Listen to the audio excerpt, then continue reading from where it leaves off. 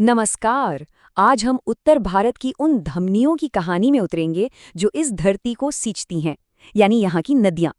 चलिए एक ऐसे सफर पर निकलते हैं जहाँ पानी की हर बूंद एक कहानी कहती है।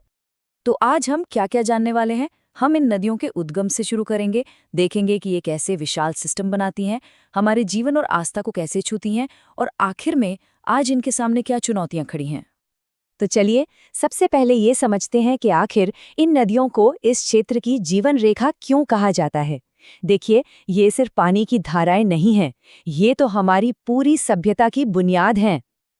और ये बात बिल्कुल सही है। भारत को नदियों का देश इसीलिए कहते हैं क्योंकि हजारों सालों से हमारी पूरी सभ्यता, हमारी संस्कृति, हमारा रहन सहन, सब कुछ इन्हीं जलमार्गों के आसपास ही तो फला फूला है। अच्छा, अब उत्तर भारत की नदियों को मोटे तौर पर दो ग्रुप्स में बांट सकते हैं।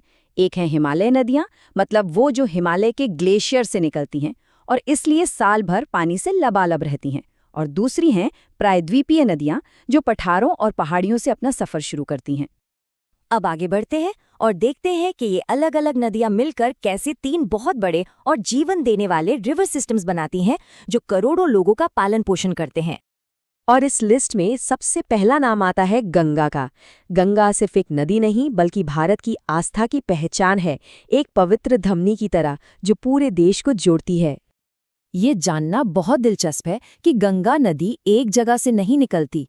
असल में गंगोत्री से निकलती है भागीरथी और एक दूसरी धारा है अलकनंदा।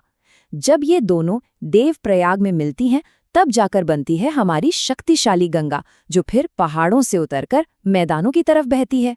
गंगा को इतना विशाल क्या बनाता है? उसकी सहायक नदियां। आप देख सकते हैं दोनों तरफ से कितनी ही बड़ी बड़ी नदियां आकर इसमें मिलती हैं और इसे और भी बड़ा और भी विराट बना देती हैं। अब बात करते हैं यमुना की। यमुना सिर्फ गंगा की सबसे बड़ी सहायक नदी ही नहीं है, बल्कि अपने आप में एक पूरी कहानी है, जिसका अपना एक गहरा ऐतिहासिक महत्व है। यमुना का सफर भी यमुनोत्री ग्लेशियर से शुरू होता है। ये दिल्ली, मथुरा और आगरा जैसे ऐतिहासिक शहरों की गवाह है। सोचिए, दुनिया का अजूबा ताजमहल भी तो इसी के किनारे खड़ा है। और अंत में प्रयागराज में ये अपनी बड़ी बहन गंगा से जा मिलती है। चलिए अब रुख करते हैं उस नदी प्रणाली की तरफ जिसकी गोद में दुनिया की सबसे पुरानी और विकसित सभ्यताओं में से एक सिंधु घाटी सभ्यता पली बढ़ी। सिंधु नदी का सिस्टम बहुत बड़ा है। ये तिब्बत में मानसरोवर के पास से निकलकर लद्दाख से होते हुए पाकिस्तान चली जाती है। और इसकी 5 मुख्य सहायक नदियां सतलुज, ब्यास, रावी, चिनाब और झेलम मिलकर ही पंजाब यानी 5 नदियों की धरती को उसका नाम देती हैं। लेकिन देखिए, नदियां हमेशा जीवन ही नहीं देती। कभी कभी ये विनाश का कारण भी बनती हैं। इसका सबसे बड़ा उदाहरण है कोसी नदी, जो अपनी विनाशकारी बाढ़ के लिए इतनी बदनाम है कि उसे बिहार का शोक कहा जाता है। तो अब तक हमने इन नदियों के रास्ते को समझा। अब ये देखते हैं कि ये नदियां असल में लोगों के रोजमर्रा के जीवन, उनकी अर्थव्यवस्था और उनकी आस्था को कैसे आकार देती हैं। सच तो ये है कि ये नदियां उत्तर भारत की अर्थव्यवस्था का इंजन हैं। इनकी लाई उपजाऊ मिट्टी से खेत सोना उगलते हैं।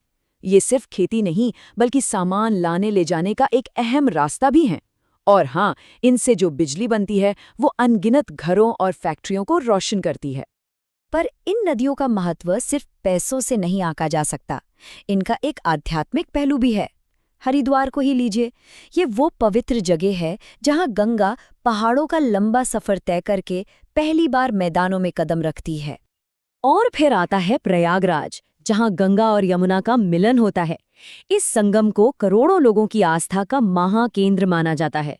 ये वाकई एक असाधारण पवित्र जगह है।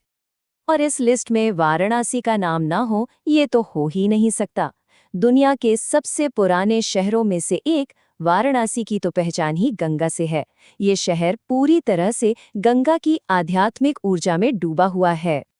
लेकिन इंसानों और नदियों के बीच का ये हजारों साल पुराना रिश्ता आज एक बहुत बड़े संकट का सामना कर रहा है। इस संकट की सबसे बड़ी वजह है प्रदूषण। शहरों से निकलने वाली गंदगी, फैक्ट्रियों का जहरीला कचरा और यहाँ तक कि हमारी कुछ धार्मिक प्रथाएं, ये सब मिलकर इन जीवन देने वाली नदियों का ही दम घोट रही हैं। और समस्या सिर्फ प्रदूषण तक ही सीमित नहीं है। कोसी जैसी नदियों से बाढ़ का खतरा तो है ही, साथ में अवैध बालू खनन नदियों की इकोसिस्टम को बर्बाद कर रहा है। और इन सबसे ऊपर है क्लाइमेट चेंज का खतरा, जो इन नदियों के स्रोत यानी ग्लेशियरों को ही खत्म कर रहा है।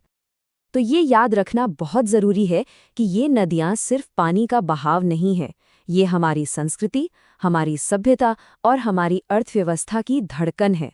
अगर ये बीमार हुई तो पूरा देश बीमार हो जाएगा।